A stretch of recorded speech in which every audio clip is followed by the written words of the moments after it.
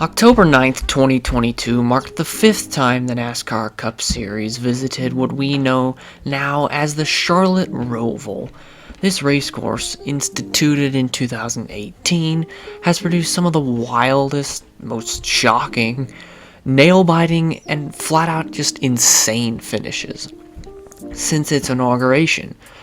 From the inaugural event in 2018 with seven-time champion Jimmie Johnson and Martin Truex Jr. wrecking, coming to the checkers, to Chase Elliott going head-on into the Turn 1 wall, only to come back and win the race 45 laps later, it has created an insane amount of memories. It's not so much about the winners of the race, however, that have been the most exciting factor, though.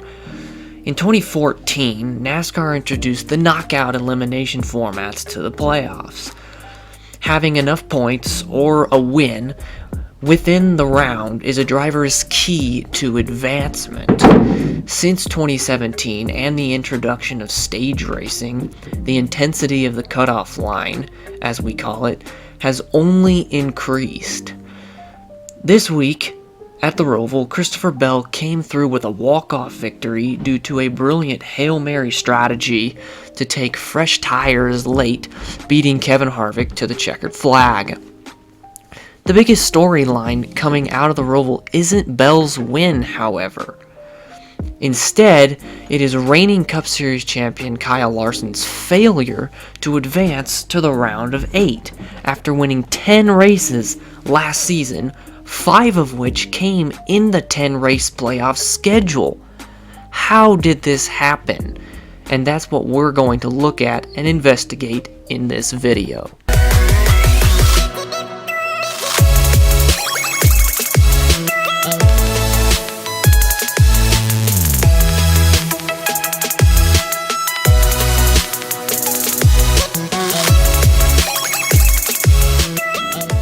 Coming into the Charlotte Roval, Larson had 2 wins on the season, so quite a few less than he did last year, and definitely not as many bonus points compared to last year. However, Larson was the reigning winner of this race, and he's a stupendous road course racer. Lap 99, though, the 5 had to pit for suspension repairs, and that eventually demoted the team to a 35th place finish. Coming into the elimination race, the 2021 champion had an 18-point advantage over the cut line. With this hit, though, of suspension issues, it put the 5 team deathly close to the cut line. Entering the final lap of the Bank of America Roval 400, Larson had a 5-point cushion over Chase Briscoe in the 14. With a wreck in Turn 1 on the final restart, and chaos sprouting everywhere on the track in the last couple of laps, Briscoe was able to cut the deficit to 2 points. Entering the final backstretch chicane, Briscoe needed 2 positions. In front of him lie Cole Custer, Briscoe's teammate, and Austin Dillon in the 3. And entering that backstretch chicane for the final time, Custer, Briscoe's teammate, slammed on his brakes, which in turn allowed Briscoe to take advantage and jump above the cut line, coming to the checkered flag.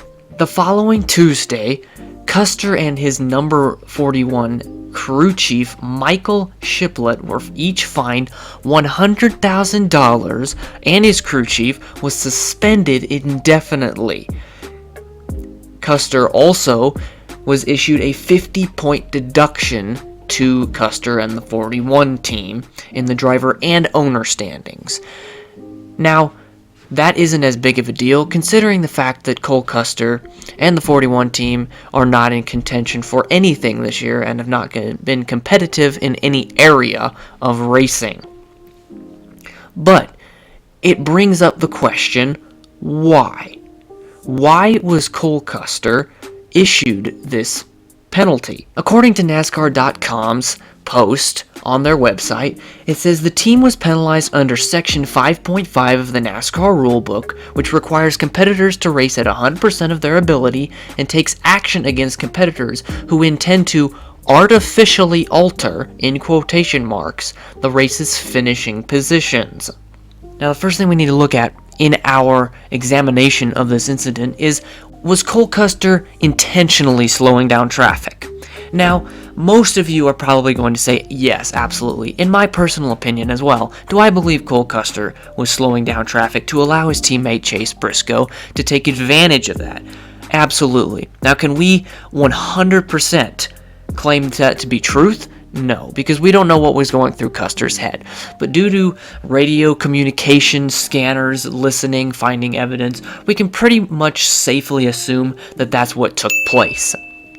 So, banking on the fact that yes, it was intentional, Cole Custer was penalized due to, as we said, Section 5.5 of the NASCAR rulebook, and the rule is competitors need to race at 100% of their ability, and NASCAR will take action against competitors who intend to artificially alter.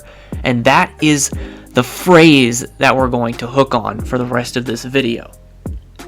Now, personally, the rule that NASCAR has, do I believe that NASCAR should have that rule? No. What does the word teammate mean? Teammate, it means the drivers are on the same team, and what do teammates do? Teammates help each other in every sport out there. If you are a teammate, you help each other out. In whatever sport area you're in, you help your teammates. So why there's a rule that says that teammates can't help each other by altering the finishing positions, I don't understand. But that's a rule that NASCAR has, so we must go with it. We have to obey the rules, and we just have to accept them. Because that is a rule, then everyone should be equally enforced upon that rule. But that is where this issue brings me back to one of the most frustrating things in NASCAR since 2019, if not the most frustrating, and that is what I call the Hendrick hypocrisy. Since 2015, Hendrick Motorsports has gone through an immense change. We had Jimmy Johnson, we had Dale Earnhardt Jr., we have had Jeff Gordon, and we had Mark Martin back in the day. But the entire field of Hendrick Motorsports has changed since 2018. We now have Alex Bowman, William Byron, Chase Elliott, and Kyle Larson. And I'm going to be completely honest with you. This is something that drivers need to talk about more, and they need to be more vocal about, is the Hendrick hypocrisy when it comes to NASCAR. The Hendrick Motorsports drivers are exalted to another higher level above everybody else competing in any NASCAR race. The Hendrick Motorsports drivers are entitled to more, so they do think. And really, for the most part, they've gotten away with it because mainly of one person, and that is Chase Elliott. And that is why I want to bring our memories back to an event that happened last year, the 2021 Bristol Night Race. In the closing laps of the 2021 Bristol Night Race, Kevin Harvick and Chase Elliott were battling for the win. With about 30 laps to go, Kevin Harvick drove in the corner deep and caused both Chase Elliott and himself to drift up the racetrack, eventually cutting Chase Elliott's tire a few laps later. This caused Chase Elliott to pit and really eliminated any chance that Chase Elliott had at winning the race.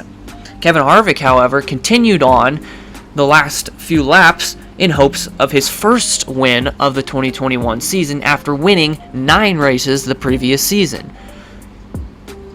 But Chase Elliott decided, when he came back out onto the racetrack, to block the 4 car for the remaining laps until, with about 4 laps to go, Kyle Larson, Chase Elliott's teammate, took advantage of it and drove underneath Kevin Harvick, past him, and went on to capture the Bristol Night Race win.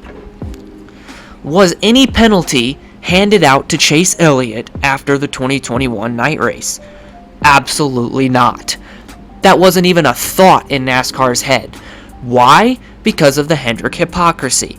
The Hendrick hypocrisy puts Chase Elliott on another level because Chase Elliott, as NASCAR's moneymaker, really the guy that brings in all of the revenue, all of the TV time, all of the merch, it brings NASCAR's popularity. So they cannot in any way penalize Chase Elliott because it would hurt their business. Is it fair? Absolutely not. But they don't care. Chase Elliott's their moneymaker. So Chase Elliott got away with it. Nobody ever thought to penalize him.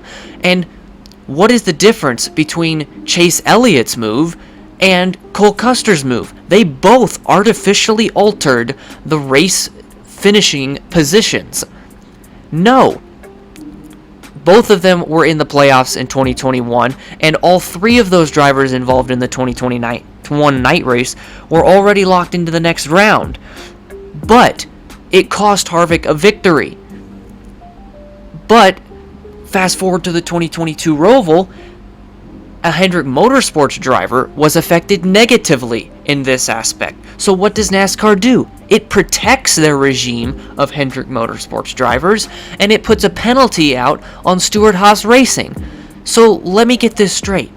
It's fine to penalize the SHR drivers when they hand out a blow to the Hendrick Motorsports drivers, but when Hendrick Motorsports drivers do the same to SHR, it doesn't matter. Please explain how this makes any sense. I'll explain it to you. It's the Hendrick hypocrisy. Why do we see inconsistency in NASCAR and the hypocrisy of NASCAR choosing who to penalize and who not to penalize in certain situations? I have been a NASCAR fan since 2010, and every year it continues to get worse and worse and worse with the hypocrisy of NASCAR. And to be completely honest with you, after 2023, Harvick's final year as a Harvick fan, it will be my last year. I will not be watching NASCAR afterward because it is nothing but a hypocritical disaster. NASCAR should be ashamed of themselves. NASCAR should be embarrassed because this is disgusting and it makes our sport look atrocious. The hypocrisy looms around every corner, and NASCAR needs to get their heads out of their rears and they need to figure out how to run a sport, because right now they don't know how to. It is a disaster, and no wonder they are continuing to lose fans, lose TV time, because they can't figure out how to run by a rule book. If they have a rule book, they need to follow it. In conclusion, NASCAR needs to figure out how to run a sport, because right now they got a bunch of goofballs up running their sport week in and week out, and they're making themselves look like fools, and they're making us as fans look like fools for supporting this type of crap. They need to get it together, and they need to figure out how to equally run every race. Every driver out there deserves the chance. They have made it that way to where nobody can have an advantage, or at least that's what they're supposed to do. Do Hendrick Motorsports drivers have an advantage? Absolutely. Every single week they have an advantage.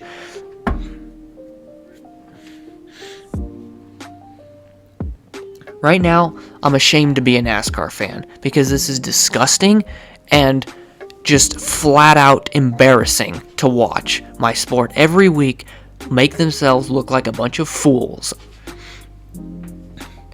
But what do you think? What are your thoughts on Cole Custer's penalty of $100,000 and his crew chief's suspension indefinitely? I want to hear what you have to say. Leave it down in the comments.